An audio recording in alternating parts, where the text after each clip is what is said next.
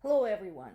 So, yesterday, Senate had overwhelmingly voted in favor of the aid package for Ukraine, Israel, and Taiwan.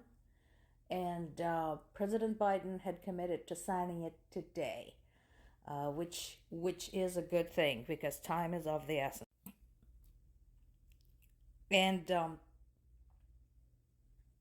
because time is of the essence, obviously there's been a lot of behind the scenes work between President Biden and House of Representatives, President Biden and the Senate, the leaders of both, and so on and so forth. A lot of pressure, obviously, on everyone involved to get this done and get her going.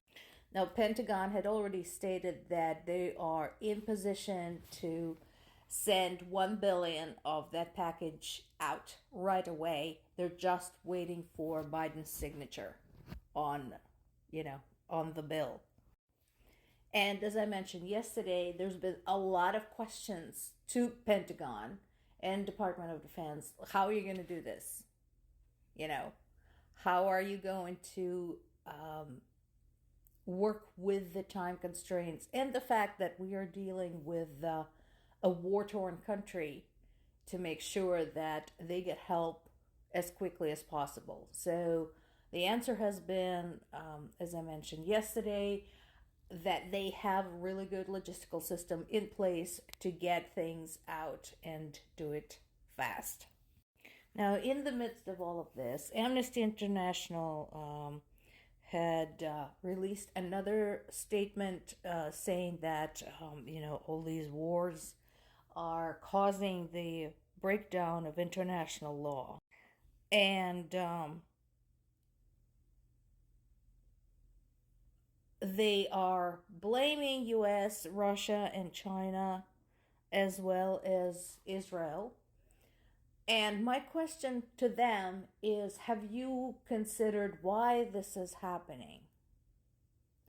Let's not forget, guys, you were the ones who issued that report berating Ukrainian soldiers. And I do use the word intentionally because it was nothing short of an insult. Berating Ukrainian soldiers for how they waged warfare within the confines of the cities. You did that. You joined forces with UN saying that, Russians did terrible things in Ukraine, but it's not genocide. So I'm not saying that, US is blameless. I'm not saying by any stretch that Israel is blameless. However, as long as you guys continue issuing reports that favor terrorist states who start conflicts, the situation is not going to change. So this is from Kyiv Independent. This is Ukrainian source that I have been using quite a lot. Notice the second bit over there. That's actually interesting, and there are some amusing points about the story. I understand that there's nothing amusing about the war, but how this is covered, again, hugely different between Russia and Ukraine.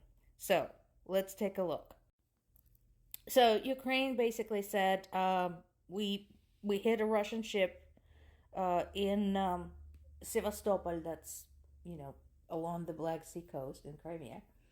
And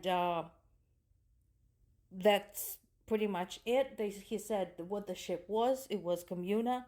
It is a salvage ship that was first launched in 1915. So the thing is over 100 years old. That's, Russia is using everything they have to beef up their half non-existent Black Sea fleet. And that's pretty much it, And here's the thing. Again, remember, we live in the 21st century. So what he's saying can be verified through foreign sources, eyewitness videos, satellite videos, and so on and so forth. So he, didn't provide anything flashy, just said, this happened. Russia said that no, the missile has been repelled, and that fragments of the missile caused a small fire, which was extinguished.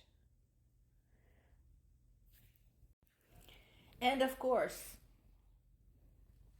right away, a video appeared on social media showing the ship on fire, showing that the fire was more extensive than Russian representatives were trying to make it sound. So again, I'm like, why? Why are you guys lying? Do you really think that lying about your losses is going to get you anywhere? It hasn't gotten you anywhere now. It's just that everybody knows you're lying. So, there's that.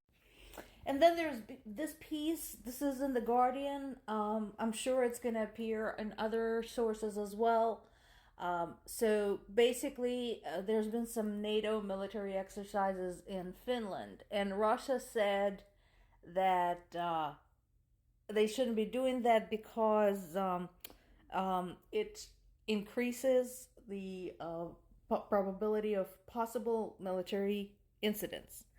Excuse me? Okay, so this is NATO, the organization Russia is not a member of, conducting military exercises in Finland, who is a member of NATO, on Finnish territory. I'm sorry, since when does Russia have any say in what another country does within its territory? Oh, wait. It wants to get Finland back as part of Russian Empire. I can see why that would bother them. Well, you know what? Go pound sand. Because it wasn't Finland who started the war, and it wasn't Finland who threatened Russia to, hit it with whatever it's got. And it wasn't Finland who basically has been acting aggressively. So you wouldn't know what Finland does on its own territory on its own time is none of your goddamn business. If you get a problem with it, go fuck yourself.